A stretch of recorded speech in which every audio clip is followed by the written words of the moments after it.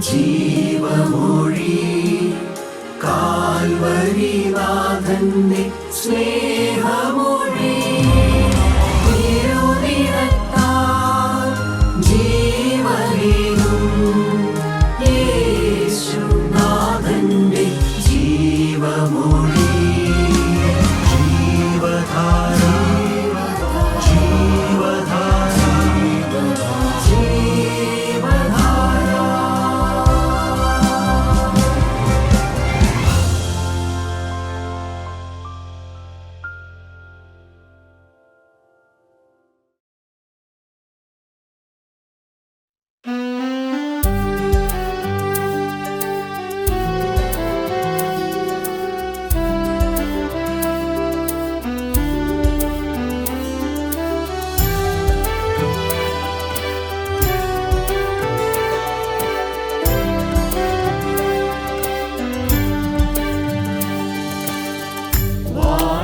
വാടിപ്പോകാതെ മനമേ വാടിപ്പോകാതെ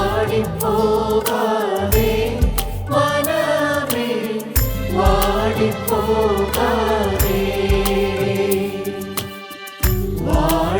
വാടിപ്പോകാതെ മനമേ വാടിപ്പോകാതെ മനമേ വാടിപ്പോകാതെ ഈ മരുവിൻ ചൂടിനാൽ നീ വാടിപ്പോകാതെ മനമേ വാടിപ്പോകാതെ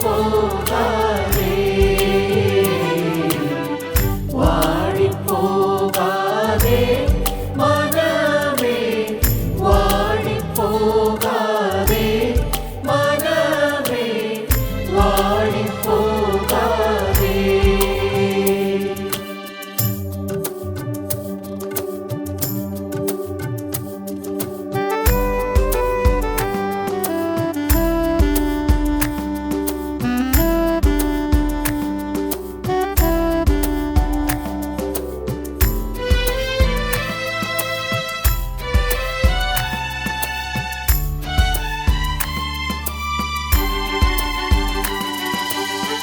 സ്വന്തം മകനെ ആദരിക്കാതെ നമുക്കു വേണ്ടി ഏൽപ്പിച്ചവൻ നമുക്കു ദോഷം ചെയ്തിടുമോ വാടിപ്പോകാതെ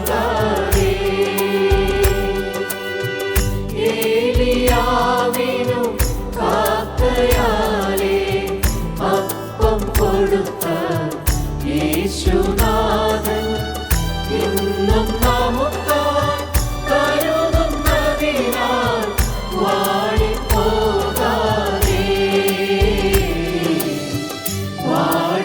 വാടിപ്പോകാതെ മനമേ വാടിപ്പോകാതെ മനമേ വാടിപ്പോകാതെ.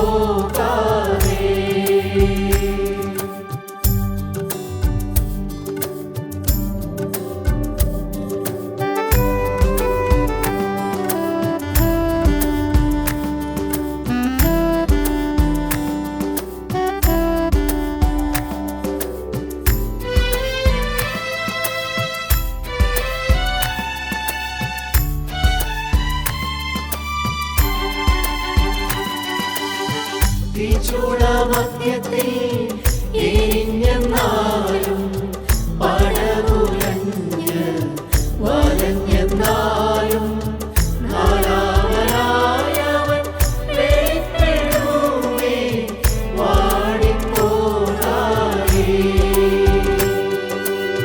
കണ്ണുനീരില്ലാത്ത വീടൊരുക്കി തന്റെ മക്കളെ തന്നോട് ചേർക്കുവാൻ എത്രയും വേഗം യേശു വന്നിടും വാടിപ്പോകാതെ.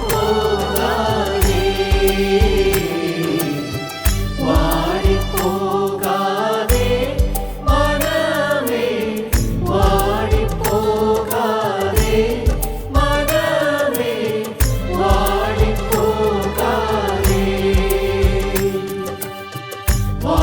വാടിപ്പോകാതെ മനമേ വാടിപ്പോകാതെ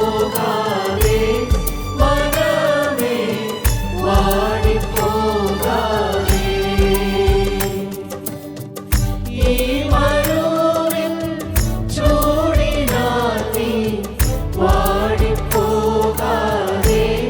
മനമേ വാടിപ്പോകാതെ. വാടിപ്പോകാതെ മനമേ വാടിപ്പോകാതെ മനമേ വാടിപ്പോകാതെ.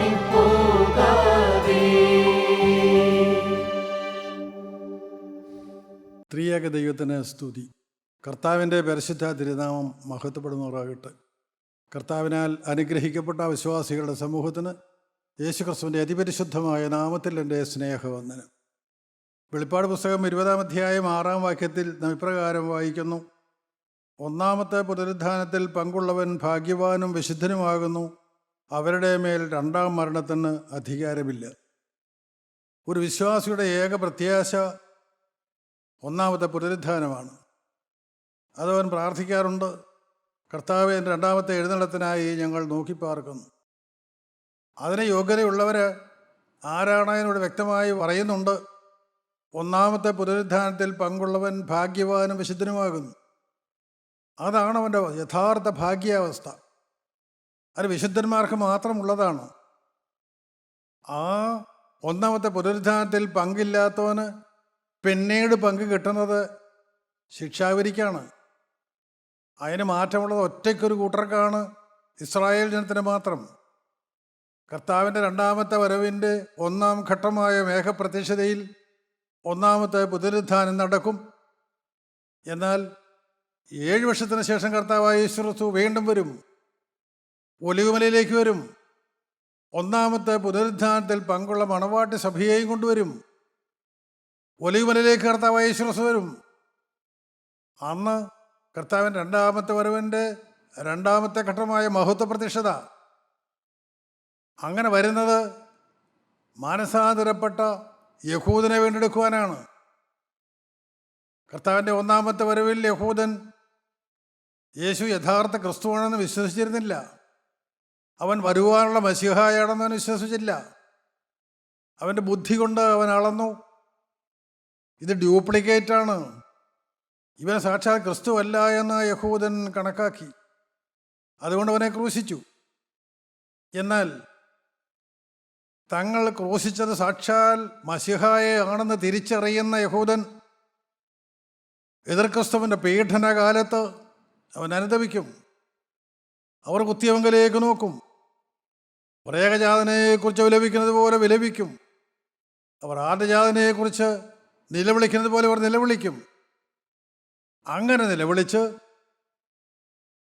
ജീവൻ മറുപടിയായി കൊടുക്കേണ്ടി വന്നാലും പ്രാണൻ പോകേണ്ടി വന്നാലും ഞങ്ങൾ വിശ്വാസം ത്യജിക്കുകയില്ല എന്ന് ഉറപ്പോടെ നിൽക്കുന്ന യഹൂദനെ വീണ്ടെടുക്കുവാൻ കർത്താവ് യേശുക്രിസ്തുവിന്റെ മഹത്വ പ്രത്യക്ഷത അവരെയും സഭയോട് ചേർക്കും. എന്നാൽ ഈ വചനം കേട്ടുകൊണ്ടിരിക്കുന്ന നമുക്കാർക്കും മേഘപ്രത്യക്ഷതല്ലാതെ വേറെ ഒരവസരമില്ല. അത് നിങ്ങൾ പ്രത്യേകം ഓർത്തുകൊള്ളണം. അതുകൊണ്ടാണ് കർത്താവ് പറഞ്ഞത്, ഞാൻ കള്ളനെ പോലെ വരും, നനച്ചിരിക്കാത്ത നാഴികയിൽ ഞാൻ വരും.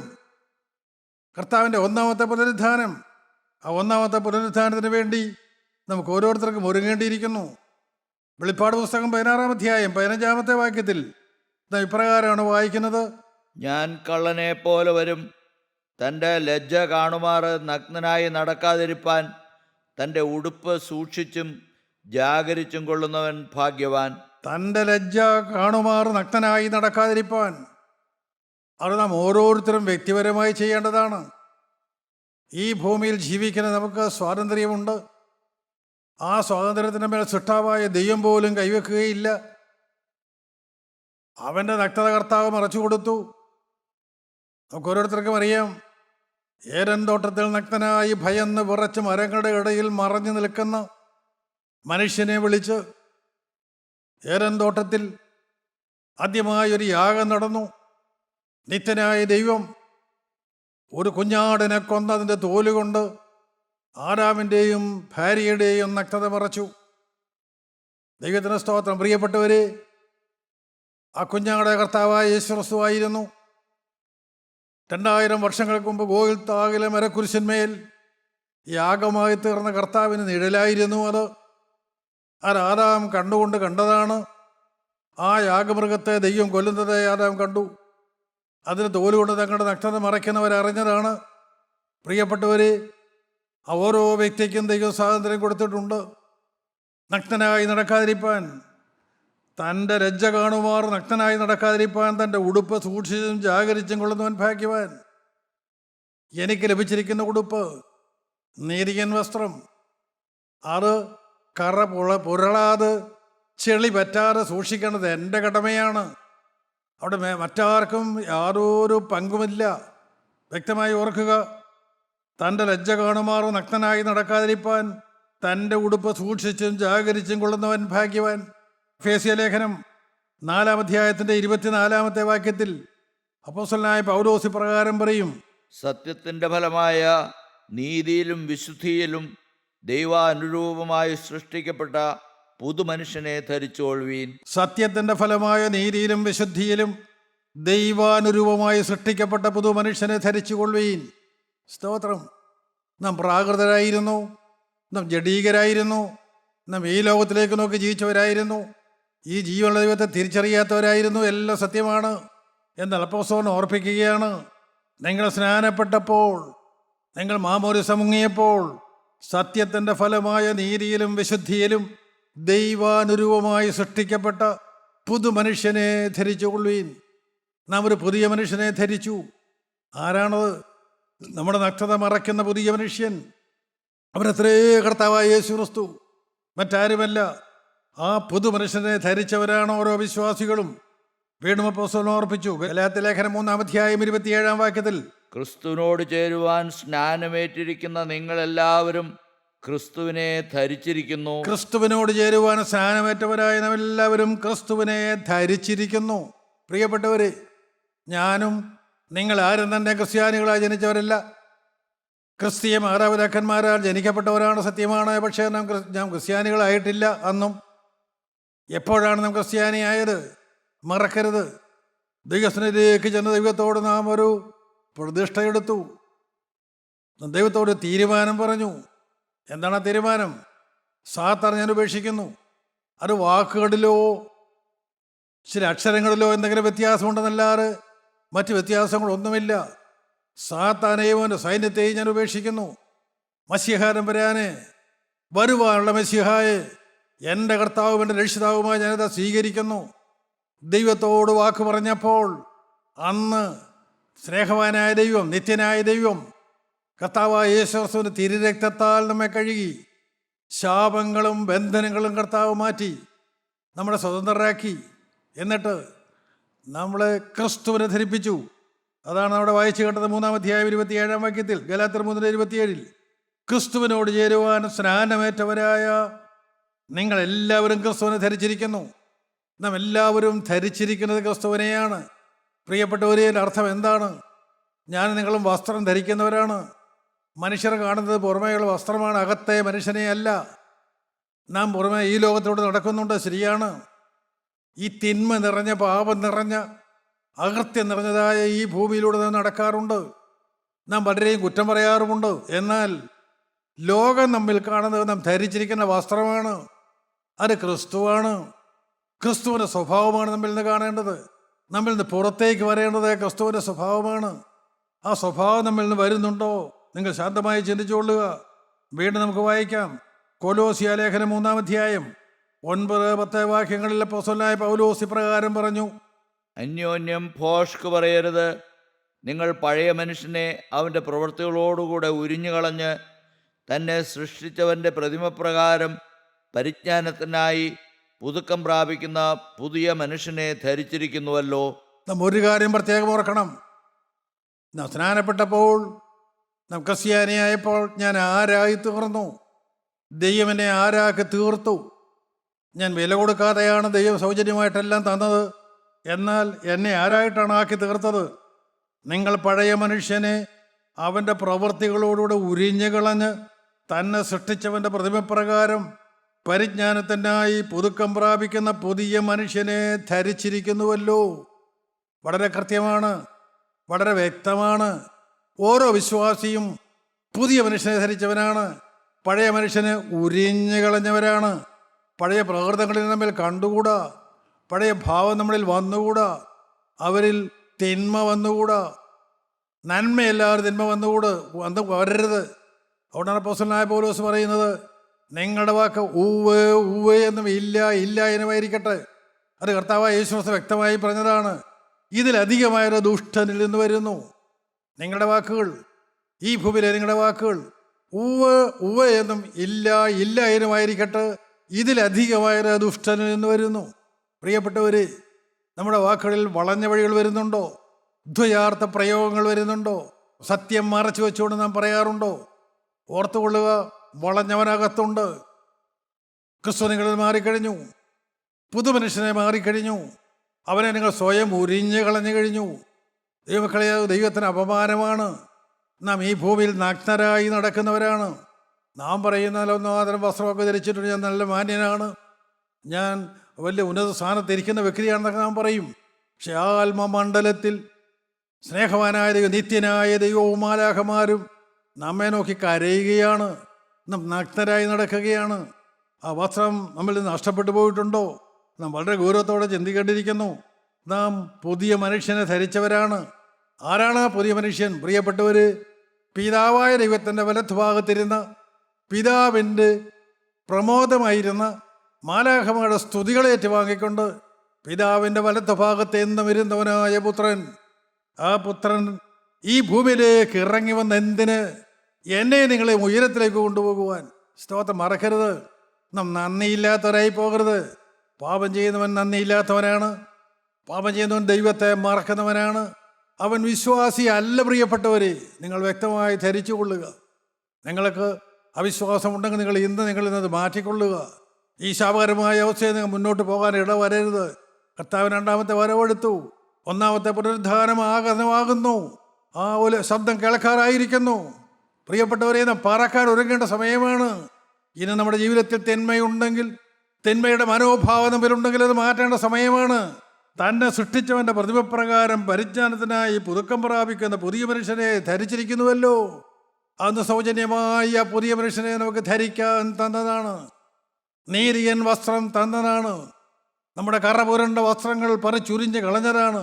സൗജന്യമായി അത് ലഭിച്ചതാണ്. എന്നാൽ ആ വസ്ത്രം നമ്മിലുണ്ടോ? നാം ഇന്ന് ആ വസ്ത്രം ധരിച്ചിട്ടുണ്ടോ? അത് നമ്മുടെ ജീവിത വസ്ത്രത്തിൽ കറ പറ്റിയിട്ടുണ്ടോ? നമുക്ക് ഓരോരുത്തർക്കും ശാന്തമായി ചിന്തിക്കേണ്ടിയിരിക്കുന്നു. വെളിപ്പാട് പുസ്തകം 3-ാം അധ്യായം 18-ാം വാക്യത്തിൽ 2000 വർഷങ്ങൾക്ക് മുൻപ് പത്മോസിൽ വെച്ച് സ്നേഹവാനായ ദൈവം അപ്പോസ്തലനായ യോഹന്നാനോട് പറഞ്ഞ വെളിപ്പാട് പുസ്തകം 3-ാം അധ്യായം 18-ാം വാക്യം, നീ സമ്പന്നനാകേണ്ടതിന് തീയിൽ ഊതിക്കഴിച്ച പൊന്നും നിന്റെ നഗ്നതയുടെ ലജ്ജ വെളിവാകാതെ വണ്ണം ധരിക്കേണ്ടതിന് വെള്ളയുടുപ്പും നിനക്ക് കാഴ്ച ലഭിക്കേണ്ടതിന് കണ്ണിലെഴുതുവാൻ ലേപവും എന്നോട് വിലയ്ക്ക് വാങ്ങുവാൻ ഞാൻ നിന്നോട് ബുദ്ധി പറയുന്നു. ലവോദിക്ക സഭ ഈ അന്ത്യകാല തലമുറകളെ പ്രതിനിധീകരിക്കുന്ന സഭയാണ്. അത് വേദോസ്ത പരിജ്ഞാനമുള്ള ഓരോരുത്തർക്കും അറിയാം. ലവോദിക്ക സഭയ്ക്കുള്ളതായ ദൂതിൽ പരിശുദ്ധാത്മാവ് പറയുകയാണ്, നിങ്ങൾക്കെല്ലാം സൗജന്യമായി ലഭിച്ചതാണ്. സ്നാന സമയത്ത്, മാമോദിസ സമയത്ത് നിങ്ങളുടെ വാക്ക് കേട്ട് നിത്യനായ ദൈവം, സ്നേഹവാനായ ദൈവം നിങ്ങൾക്കെല്ലാം സൗജന്യമായി തന്നതാണ്. എന്നാൽ എന്ത് സംഭവിച്ചു? അതാണ് അപ്പോസ്തലൻ 17-ാം വാക്യം പോലെ പറയുന്നുണ്ട്. യോഹന്നാൻ അപ്പോസ്തലൻ, ഞാൻ ധനവാൻ, ഞാൻ സമ്പന്നനായിരിക്കുന്നു, എനിക്കൊന്നും മുട്ടില്ല എന്ന് പറഞ്ഞുകൊണ്ട് നീ നിർഭാഗ്യനും അരിഷ്ടനും ദരിദ്രനും കുരുടനും നഗ്നനും എന്നറിയാതിരിക്കുകയാൽ ഇന്നത്തെ ആത്മീയന്റെ ഏറ്റവും സങ്കടകരമായ അവസ്ഥ പരിശുദ്ധാത്മാവ് കാണിച്ചിരിക്കുകയാണ്. എന്താണ് ഇവനെ പറയുന്നത്? ഇന്ന് ഓരോ വിശ്വാസികളും പറയുന്നത് എന്താണ്? ഓരോ സഭാമക്കളും പറയുന്നത് എന്താണ്? ഞാൻ ധനവാൻ, ഞാൻ സമ്പന്നനായിരിക്കുന്നു, എനിക്കൊന്നിനും മുട്ടില്ല എന്ന് പറഞ്ഞുകൊണ്ട് അവനെല്ലാ സമ്പത്തും ഉണ്ടെന്നാണ് അവൻ പറയുന്നത്. എല്ലാം ഉണ്ടെന്നാണ് അവന് ഭാവം. പ്രിയപ്പെട്ടവർ, അതില്ലെന്നൊന്ന് അറിഞ്ഞിരുന്നുവെങ്കിൽ സ്വയം താണേനെ, അവൻ്റെ കണ്ണുകൾ നനഞ്ഞേന്, അവൻ്റെ ഹൃദയം നുറുങ്ങിയേന്, അവനെ തന്നെ താഴ്ത്തിയേനെ. താഴ്ത്താൻ കർത്താവായ യേശു ക്രിസ്തു ഇന്ന് നമ്മുടെ മധ്യത്തിൽ ജീവിക്കുന്നുണ്ട്. എന്നാൽ അനേകരത് അറിയുന്നില്ല. ഞാൻ ധനവാൻ, സമ്പന്നനായിരിക്കുന്നു, എനിക്കൊന്നിനും മുട്ടില്ല എന്ന് പറഞ്ഞുകൊണ്ട് നിർഭാഗ്യനും അരിഷ്ടനും ദരിദ്രനും കുരുടനും നഗ്നനും എന്നറിയാതിരിക്കുകയാൽ ഇന്ന് അനേകരുടെ ആത്മക്കണ്ണുകൾ അടഞ്ഞു പോയിരിക്കുകയാണ്. ദലീലയുടെ മടിയിൽ തലവെച്ച് ശിംശോനിത മയങ്ങിക്കിടക്കുന്നത് പോലെ എന്ന വിശ്വാസികൾ മയങ്ങിക്കിടക്കുകയാണ്. ഈ ലോകത്തിലേക്ക് ആഴ്ന്നിറങ്ങിപ്പോയി പാപത്തിൻ്റെ മട്ടൂറ്റി കുടിച്ചോടുന്ന മനുഷ്യൻ കഴിയുകയാണ്. എന്നാൽ നിർഭാഗ്യനും അരിഷ്ടനും ദരിദ്രനും കുരുടനും നഗ്നനും എന്നറിയാതിരിക്കുകയാൽ നീ സമ്പന്നനാകേണ്ടതിന്, നിനക്ക് നഷ്ടപ്പെട്ടതെല്ലാം തിരികെ തരേണ്ടതിന് ഇന്നും സ്നേഹവാനായ കർത്താവ്, ഉയർത്തെഴുന്നേറ്റവനായ കർത്താവ്, ആണിപ്പിടുള്ളവനായ കർത്താവ്, സ്നേഹവാനായ കർത്താവ്, വിശ്വാസികളോട് മനസ്സുള്ളിയുള്ളവനായ കർത്താവ് ഓരോ വിശ്വാസിയുടെ ഹൃദയത്തിൻ്റെ വാരക്കിൽ നിന്നുകൊണ്ട് പറയുകയാണ്, നീ സമ്പന്നനാകേണ്ടതിന് തീയിൽ ഊതിക്കഴിച്ച പൊന്നും നിന്റെ നഗ്നതയുടെ ലജ്ജ വെളിവാകാതെ വണ്ണം ധരിക്കേണ്ടതിന് വെള്ളയുടുപ്പും നിനക്ക് കാഴ്ച ലഭിക്കേണ്ടതിന് കണ്ണിലെഴുതുവാൻ ലേപവും എന്നോട് വിലയ്ക്ക് വാങ്ങുവാൻ ഞാൻ നിന്നോട് ബുദ്ധി പറയുന്നു. എന്നും ബുദ്ധി ഉപദേശിച്ചുകൊണ്ട് പരിശുദ്ധാത്മാവാൻ ദൈവം മനുഷ്യഹൃദയങ്ങളുടെ വാരക്കൽ മുട്ടുന്നുണ്ട്. അവൻ്റെ വാരിക്കുന്ന സിംഹസ്വരം നിങ്ങൾ കേൾക്കുന്നുണ്ടോ പ്രിയപ്പെട്ടവർ? നിന്റെ സ്ഥിതി മാറ്റിത്തരുവാനും എന്ന മനസ്സാണ്. എന്നോട് നീ വിലയ്ക്ക് വാങ്ങണം. ഒരിക്കൽ ഞാൻ നിനക്ക് സൗജന്യമായി തന്നതാണ്. എന്നാൽ നീ നഷ്ടപ്പെടുത്തിയത് എന്തുകൊണ്ടെന്നറിയാമോ? നീ വില കൊടുത്തില്ല, നിനക്ക് സൗജന്യമായി കിട്ടി. അതിൻ്റെ വില എന്താണെന്ന് നിനക്കറിയാൻ കഴിഞ്ഞില്ല. അതുകൊണ്ട് നീ അത് പാഴാക്കി കളഞ്ഞു. എന്തിന്? നിസ്സാരമായ 10 രൂപയ്ക്കാണോ? നിസ്സാരമായ ഒരു സ്ഥാനത്തിന് വേണ്ടിയാണോ? ഒരു മാനത്തിന് വേണ്ടിയാണോ? ഈ ലോകത്തിലെ മനുഷ്യൻ്റെ ഏതെങ്കിലും ഒരു സ്ഥാനമാനം ലഭിക്കുന്നതിന് വേണ്ടിയിട്ടാണോ? ബഹുമതി കിട്ടാൻ വേണ്ടിയിട്ടാണോ നീ യൂദാ 30 വെള്ളിക്കാശിന് യേശുവിനെ ഒറ്റിക്കൊടുത്തു? നീയോ നിന്റെ ജീവിതത്തിൽ പ്രിയപ്പെട്ടവരെ ചിന്തിക്കുക. അതിനേക്കാളും തരംതാന്ന് പോയ വിശ്വാസികളിലെ ഇന്ന് സമൂഹത്തിലുള്ളത്. എന്നാൽ എന്നും ദൈവത്തിൻ്റെ പരിശുദ്ധാത്മാവ് നമ്മോട് വാദിക്കുന്നുണ്ട്. നീ സമ്പന്നനാകേണ്ടതിന് തീയിലൂതി കഴിച്ച പൊന്ന്. അതാരാണ്? ഏകവ്യക്തിയാണ്. ഗോകുൽത്തായിൽ ദൈവകോപത്തീയിൽ വെന്തിരിഞ്ഞവനായ കർത്താവായ യേശു ക്രിസ്തുവാകുന്ന പൊന്ന്. ആ പൊന്ന് സ്വന്തമാക്കുവാൻ നിനക്ക് മനസ്സുണ്ടോ? തീയിൽ ഊതിക്കഴിച്ച പൊന്നും നിന്റെ നഗ്നതയുടെ ലജ്ജ വെളിവാകാതെ വണ്ണം ധരിക്കേണ്ടതിന് വെള്ളയുടുപ്പും നിനക്ക് വേണ്ടും. ആ വെള്ളയുടുപ്പ് തരുവാനായി സ്നേഹവാനായ ദൈവപിതാവ് വന്നിട്ടുണ്ട്. നിങ്ങൾക്കാർക്കെല്ലാം വേണം? നിങ്ങൾക്കൊന്ന് സമ്മതിക്കാമോ? പ്രിയപ്പെട്ടവരെ, എൻ്റെ വസ്ത്രം മുഷിച്ചതാണ്, അത് അഴുക്ക് പറ്റിയതാണ്, അത് മ്ലേച്ഛതയുള്ളതാണ്, അത് തിന്മയുള്ളതാണ്, അവിശ്വാസമുള്ളതാണ്. നിങ്ങൾക്കൊന്ന് സമ്മതിക്കാമോ? അത് ഉരിഞ്ഞു കളയും. ദൈവത്തിന് സ്തോത്രം. അത് ഉരിഞ്ഞു കളഞ്ഞിട്ട് പുതിയ വസ്ത്രം നിങ്ങൾക്ക് തരും. അതെന്നോട് വിലയ്ക്ക് വാങ്ങുവാൻ ഞാൻ നിന്നോട് ബുദ്ധി പറയുന്നു. സ്തോത്രം. എന്താണ് പ്രിയപ്പെട്ടവരെ വില?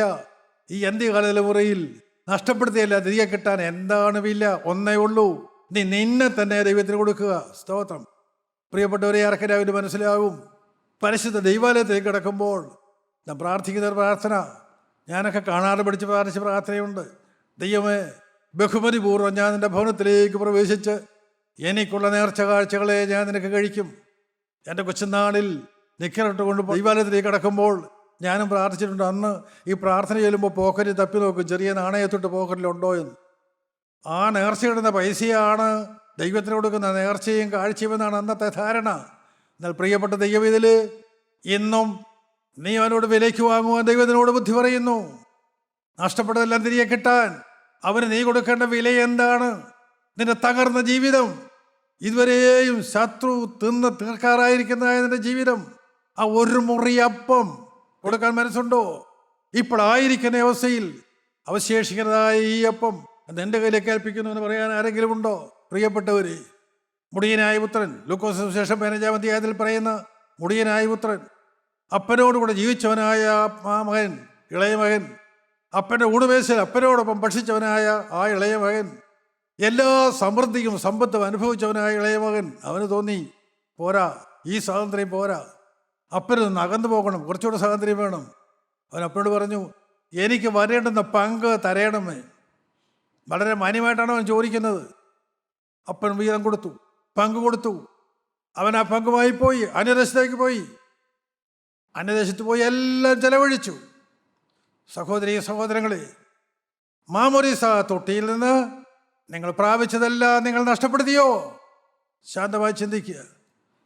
നഷ്ടപ്പെടുത്തി കഴിഞ്ഞപ്പോൾ, അവൻ ക്ഷാമം വന്നപ്പോൾ, പാന്തയിൽ നിന്ന് വാളവര് പോലും കിട്ടാതെ വന്നപ്പോൾ, ഒരു കാര്യം സത്യമാണ്, നന്നകി പിശാജ്, ഇന്ന് നിന്നെ കുരങ്ങ് കളിപ്പിക്കുന്ന പിശാജ് നിന്നെ ചപ്പിയുമ്പും നിന്നെ ഒരു മാങ്ങാണ്ടി പോലെ എറിഞ്ഞു കളയും, നിന്നെ അവൻ തള്ളിക്കളയും. അന്ന് മുടിയൻ പുത്രന്റെ സുബോധം വന്നു, ഞാൻ നശിക്കുന്നു, പാന്തിരുന്ന വാളവര് പോലും ഇല്ലല്ലോ എന്നോർത്തവൻ നിലവിളിച്ചു. അവനൊന്നൊരു തീരുമാനമെടുത്തു. അന്നവന് സുബോധം വന്നു, അവരൊരു തീരുമാനമെടുത്തു. എന്താണ് തീരുമാനം? ഞാൻ എൻ്റെ അപ്പൻ്റെ ഭവനത്തിലേക്ക് ചെല്ലും. ഞാൻ എൻ്റെ അപ്പനോട്, അപ്പാ, ഞാൻ സ്വർഗത്തോടും നിന്നോടും പാപം ചെയ്തു, എൻ്റെ മകനെന്ന് വിളിക്കപ്പെടുവാൻ ഞാൻ യോഗ്യനല്ല, നിന്റെ ഭവനത്തിൽ കൂലിക്കാരനെ പോലെ എന്നെ കൈക്കൊള്ളണമേ. അവനത് പറഞ്ഞുകൊണ്ടാണ് അവരോടുന്നത്. അവൻ പുതിയ സമർപ്പണം എടുത്തു. പ്രിയപ്പെട്ടവരെ, പന്നയുടെ എരിക്കൽ നിന്ന് അവൻ പുറപ്പെടുമ്പോൾ തന്നെ തീരുമാനമെടുത്തു. അവൻ്റെ തീരുമാനമാണ് അപ്പൻ കേൾക്കുന്നത്. അപ്പൻ വീട്ടിൽ മകൻ പോയിടത്തേക്ക് നോയിക്കൊണ്ടിരിക്കുമ്പോൾ അപ്പൻ കേൾക്കുന്ന ശബ്ദം മകൻ്റെ ഹൃദയത്തിൻ്റെ തീരുമാനമാണ്. അപ്പാ, ഞാൻ സ്വർഗത്തോട് നിന്നോട് പാപം ചെയ്തു. ഇപ്പോൾ നിങ്ങളുടെ ഹൃദയത്തിൽ നിന്ന് തീരുമാനം വരുന്നുണ്ടോ? നിങ്ങൾ പുറമേ പറയണമെന്നില്ല, നിങ്ങളുടെ അടുത്തിരിക്കുന്ന വ്യക്തി പോലും കേൾക്കണമെന്നില്ല. നിങ്ങളുടെ ഹൃദയത്തിലെ തീരുമാനം വന്നാൽ അത് കേൾക്കുന്ന ഒരു ദൈവമുണ്ട്. പ്രിയപ്പെട്ടവർ, സൃഷ്ടാവായ ദൈവം നിന്റെ ഹൃദയത്തിൻ്റെ ഭാവങ്ങൾ അറിയുന്നവനാണ്, നിന്റെ ആഗ്രഹങ്ങൾ അറിയുന്നവനാണ്, നിന്റെ തേങ്ങകൾ അറിയുന്നവനാണ്, നിന്റെ നിശ്വാസങ്ങൾ അറിയുന്നവനാണ്, നിന്റെ ചുടുത് കണ്ട് നീ കാണുന്നവനാണ്. നിന്റെ കിടക്കപ്പായിൽ ആരും അറിയണ്ട, ആ മുറിയുടെ മൂലയ്ക്ക് നീ മാറിയിരുന്നുകൊണ്ട് നീ ഏങ്ങലടിച്ച് കരയുമ്പോൾ, നീ വിതുമ്പി കരയുമ്പോൾ നിന്റെ അരികിൽ വരുന്ന ഒരു യേശു ഉണ്ട്. പ്രിയപ്പെട്ടവരെ, സത്യമാണ്, നിങ്ങൾ വിശ്വസിച്ചുകൊള്ളൂ. നിങ്ങൾക്കിപ്പോൾ എന്തെങ്കിലും പറയാനുണ്ടോ അവനോട്? ആ മുടിയൻ പുത്രനെ പോലെ നിങ്ങൾക്ക് എന്തെങ്കിലും പറയാനുണ്ടോ? അപ്പാ, ഞാൻ സ്വർഗത്തോട് നിന്നോട് പാപം ചെയ്തു, നിന്റെ മകനെന്ന് വിളിക്കപ്പെടുവാൻ ഞാൻ യോഗ്യനല്ല, നിന്റെ ഭവനത്തിൽ കൂലിക്കാരനെ പോലെ എന്നെ കൈക്കൊള്ളണത്. ഞാൻ വിശപ്പ് കൊണ്ട് നശിക്കുന്നു, ഒരു കഷ്ണം അപ്പം കിട്ടാനില്ല, ഒരു തുള്ളി വെള്ളം കിട്ടാനില്ല, ജീവജല ഉറവയിൽ നിന്ന് ഒരു തുള്ളി എനിക്ക് കുടിപ്പിക്കാമോ? ആരെല്ലാം ചോദിക്കുന്നുണ്ട്, ആരെല്ലാം ദാഹിക്കുന്നുണ്ട്. പ്രിയപ്പെട്ടവർ, ഈ ഹൃദയത്തിൻ്റെ സ്വരമാണ് സ്നേഹവാനായ ദൈവം കേൾക്കുന്നത്. അപ്പൻ ഭവനം വിട്ടിറങ്ങി. ഹല്ലേലൂയ. പ്രിയപ്പെട്ടവർ, യേശുവിൻ്റെ സ്നേഹം നിങ്ങൾ മറക്കരുത്. പിതാവിൻ്റെ വലത്ത് ഭാഗത്ത് നിന്ന് ഇന്ന് നിന്നെ തേടി അവൻ വന്നിരിക്കുകയാണ്. നിന്റെ ഹൃദയത്തിൻ്റെ വാരക്കിൽ നിന്ന് മുട്ടുകയാണ്, നിന്നെ അവൻ വിളിക്കുകയാണ്, നിന്റെ ഓമനപ്പറഞ്ഞല് വിളിക്കുകയാണ്. മകനെ, നീ നശിക്കണ്ട. ഹല്ലേലൂയ. നീ ഇനി ശാപഗ്രസ്തനായി ജീവിക്കണ്ട. നിനക്ക് വേണ്ടി ശാപമേറ്റവനാണ് ഞാൻ, ക്രൂശിന്മേൽ ശാപമായി തീർന്നവനാണ് ഞാൻ പാപമാക്കപ്പെട്ടവനാണ്. Hallelujah, hallelujah. ധ്യാനിക്കുന്ന ആത്മാവേ, ആരെല്ലാം ഈ യേശുവിനെ കാണുന്നുണ്ട്, ആരെല്ലാം ഈ യേശുവിൻ്റെ സ്വരം കേൾക്കുന്നുണ്ട്, ആ ഇമ്പസ്വരം ആരെല്ലാം കേൾക്കുന്നുണ്ട്. പ്രിയപ്പെട്ടവർ, അപ്പൻ ആ മകൻ്റെ അടുക്കലേക്ക് ഓടി ചെന്നു, മുഷിഞ്ഞ വസ്ത്രവുമായി, ആർക്കും അടക്കാൻ വയ്യാത്ത അവസ്ഥയിൽ കണ്ട ആ മകനെ അപ്പൻ വാരി പുണർന്നു. Hallelujah, hallelujah. അപ്പൻ സ്നേഹം മാത്രമാണ്. അപ്പൻ ആ മകനെ, എൻ്റെ ഭാഷയിൽ ഞാൻ പറഞ്ഞാൽ, അപ്പൻ ആ മോനെ എടുത്തുകൊണ്ട് വീട്ടിലേക്ക്. സ്തോത്രം. പിന്നെ അവനെ നടത്തിയില്ല, അപ്പൻ അവനെ എടുക്കുകയായിരുന്നു, വീട്ടിൽ കൊണ്ടുവന്നു, വേലക്കാരെ വിളിച്ചു. സ്തോത്രം. അപ്പൻ അവനെ നോക്കി. അവൻ്റെ ശ്രേഷ്ഠമേറിയ അങ്കി ഇപ്പോഴില്ല. മനോഹരമായ അങ്കിയെ ധരിച്ചവനാണ് അവൻ ഇറങ്ങിപ്പോകുമ്പോൾ. ഇപ്പോൾ ആ അങ്കി അവനില്ല. അവൻ്റെ കയ്യിൽ വിലയേറിയ സ്വർണ്ണമോതിരം ഉണ്ടായിരുന്നു, ഇപ്പോൾ അതില്ല. അവൻ്റെ കാലിൽ സുവിശേഷത്തിൻ്റെ ചെരുപ്പുണ്ടായിരുന്നു, ഇപ്പോഴില്ല. പ്രിയപ്പെട്ടവർ, അപ്പനൊന്നും ചോദിച്ചില്ല, അപ്പനൊന്നും അവനോട് ചോദിച്ചില്ല. അപ്പന് വേലക്കാട് പറയുന്നതെന്നറിയാമോ? ഇവനെ മേൽത്തരമായ അങ്കി ധരിപ്പിപ്പീൻ, ഇവൻ്റെ കൈക്ക് പാകമായ മോതിരം ഇടുകയും, ഇവൻ്റെ കാലിന് ചെരുപ്പിടിവിപ്പീൻ, തടിച്ച കാളക്കുട്ടിയെ അറുപ്പീൻ, വിരുന്നാഘോഷിക്കുക. ഈ എൻ്റെ മകൻ മരിച്ചവനായിരുന്നു, അവൻ വീണ്ടും ജീവിച്ചു, കാണാതെ പോയിരുന്നു, കണ്ടു കിട്ടിയിരുന്നു. ജീവൻ്റെ പുസ്തകത്തിൽ നിന്ന് പേര് മാഞ്ഞു പോയ ദൈവവേദിലേ, ഇന്ന് നിനക്ക് നിൻ്റെ ഈ പേര് ജീവൻ്റെ പുസ്തകത്തിൽ വരുവാൻ നിനക്ക് മനസ്സുണ്ടോ? മടങ്ങി വരാൻ മനസ്സുണ്ടോ? സമ്മതിക്കാൻ നിനക്ക് മനസ്സുണ്ടോ? പാപി എന്ന് ഏറ്റു പറയാൻ നിനക്ക് മനസ്സുണ്ടോ? പാപി എന്ന് തുറന്നേറ്റ് പറഞ്ഞാൽ എന്ത് നിന്റെ സ്ഥിതി മാറും, ദൈവം മാറ്റും. ഒന്നാമത്തെ പുനരുദ്ധാനത്തിൽ നിനക്ക് പങ്ക് കിട്ടും, മേത്രമായി അങ്കി തരും. നിന്റെ നഗ്നത മറ്റാരും കാണാതെ വണ്ണം നിന്നെ ധരിപ്പിക്കേണ്ടതിന് നിനക്ക് ജീവൻ്റെ വസ്ത്രം തരും, വെള്ള ഉടുപ്പ് നിനക്ക് തരും. തരാൻ അവൻ വന്നിട്ടുണ്ട്, അവൻ നിൻ്റെ അരികിൽ വന്ന് നിൽക്കുന്നുണ്ട്. പ്രിയപ്പെട്ടവരെ, ആ മകൻ അപ്പനോടുകൂടെ വിരുന്ന് കഴിക്കുന്നു. സ്തോത്രം. അവൻ എത്രയോ അല്പം മുമ്പും പന്നികളോടുകൂടെ ആയിരുന്നു, എന്നാൽ ഇവൻ ഇപ്പോൾ അപ്പനോടുകൂടെ ഊണുമേശയിൽ ഭക്ഷണം കഴിക്കുന്നു. സ്തോത്രം. ഹിസിന് സത്യമല്ലേ പ്രിയപ്പെട്ടവർ? ഒരു നിമിഷം കൊണ്ട് ഇത് മാറുന്നതല്ലേ? വലത്ത് ഭാഗത്തെ കള്ളൻ ദുഷ്ടനായി, ദൈവത്തെ ദൂഷിക്കുന്നവനായി, അവനെ പഴിക്കുന്നവനായി അവൻ ക്രൂശിൽ കിടന്നതല്ലേ? ഒരു നിമിഷം യേശുവിനെ കണ്ടു. അവൻ്റെ ആത്മ കണ്ണുകൾ തുറന്നവർ യേശുവിനെ കണ്ടു. ഒരു വാചകം പറഞ്ഞു, മശീഹ നീ രാജ്യം പ്രാപിച്ചു വരുമ്പോൾ എന്നെയും കൂടെ ഓർത്തുകൊള്ളണം. ഒന്നാമത്തെ പുനരുദ്ധാനത്തിൽ പങ്കു തരുവാൻ, നിന്നെ യോഗ്യനാക്കുവാൻ ഇന്ന് നിന്റെ അരികിൽ കർത്താവായ യേശു ക്രിസ്തു നിൽക്കുന്നു. ഇപ്പോൾ ഒരു വാക്ക് പറയാമോ? കർത്താവ് എനിക്ക് യോഗ്യത തരാം. മശീഹ നീ രാജ്യം പ്രാപിച്ചു വരുമ്പോൾ എന്നെയും കൂടെ ഓർത്തുകൊള്ളണം. ഒറ്റ വാചകമേ അവൻ പറഞ്ഞുള്ളൂ. അപ്പോഴല്ല, നീ രാജ്യത്വം പ്രാപിച്ചു വരുമ്പോൾ, നീ ന്യായാധിപനായി വരുമ്പോൾ അന്ന് എന്നെ കൂടെ ഓർത്തുകൊള്ളണമേ. അതായിരുന്നു അവൻ്റെ റിക്വസ്റ്റ്, അതായിരുന്നു അവൻ്റെ പ്രാർത്ഥന. എന്തായിരുന്നു മറുപടി? നീ ഇന്ന് എന്നോട് പരദീസിലിരിക്കും. ദൈവവേദിലേ, പന്നികളോട് യാത്ര പറയാമോ? തിന്മയോട് യാത്ര പറയാമോ? പാപത്തോടെ നിനക്ക് ഇപ്പോൾ യാത്ര പറയാമോ? ഇപ്പോൾ കർത്താവിൻ്റെ അരികിലേക്ക് നിനക്ക് വരാമോ? കർത്താവേ, ഈ നിമിഷം മുതൽ ഞാൻ നിൻ്റെ വക. ഒരു വാക്ക് പറയാമോ? സ്തോത്രം. നീ ഇന്ന് എന്നോടുകൂടെ പരദീസിലിരിക്കും. തന്നെ ജീവൻ്റെ പുസ്തകത്തിൽ പേര് ചേർക്കുവാൻ അധികാരമുള്ളവൻ, തന്നെ അകൃത്യങ്ങൾ ക്ഷമിക്കാൻ അധികാരമുള്ളവൻ, എല്ലാം മോചിക്കാൻ അധികാരമുള്ളവൻ അവനാണ് നിൻ്റെ അരികെ നിൽക്കുന്നത്. നമുക്ക് നമ്മെ തന്നെ താഴ്ത്താം, നമുക്ക് താഴ്ത്തി ഏൽപ്പിച്ചു കൊടുക്കാം. നമുക്ക് അവരോടൊരു വാക്ക് പറയാം. സ്നേഹവാനായ കർത്താവേ, ഞങ്ങളെ രൂപാന്തരപ്പെടുത്തണമേ. തൻ്റെ ആ മുറിഞ്ഞ കരകൾ ഞങ്ങളുടെ മേൽ വയ്ക്കണമേ. കർത്താവെ, ഞാൻ വിശ്വസിക്കുന്നു ആ തിരുരക്തം ഭാവിയുടെ പാപങ്ങളെ കഴുകാൻ മതിയായവരാണെന്ന് ഞാൻ വിശ്വസിക്കുന്നു. കർത്താവെ, ഞാൻ താഴ്ന്നു കർത്താവെ, ഞാൻ എന്നെ തന്നെ താഴ്ത്തുന്ന കർത്താവെ. തിരുരക്തത്താൽ കഴുകാമോ, ശുദ്ധീകരിക്കാമോ, ശത്രുവിനെ മത്സിച്ചകറ്റാമോ? അധികാരമുള്ള ദൈവപുത്ര, അവിടുന്ന് അധികാരത്തോടെ ഹൃദയത്തിലേക്ക് ഇറങ്ങി വന്ന് ഹൃദയത്തിൻ്റെ സിംഹാസനം തിരിച്ചെന്ന് കർത്താവെ ഞങ്ങളെ നടത്തണമേ, നയിക്കണമേ, ഭരിക്കണമേ, നിയന്ത്രിക്കണമേ. ഒന്നാമത്തെ പുനരുദ്ധാനത്തിനായി ഞങ്ങളെ ഒരുക്കണമേ, മാനവ മുഖത്തോടെ എടുക്കണമേ. എല്ലാവരും അനുഗ്രഹിക്കണമേ. യേശു ക്രിസ്തുവിൻ്റെ അതിപരിശുദ്ധ നാമത്തിൽ തന്നെ ആമേൻ.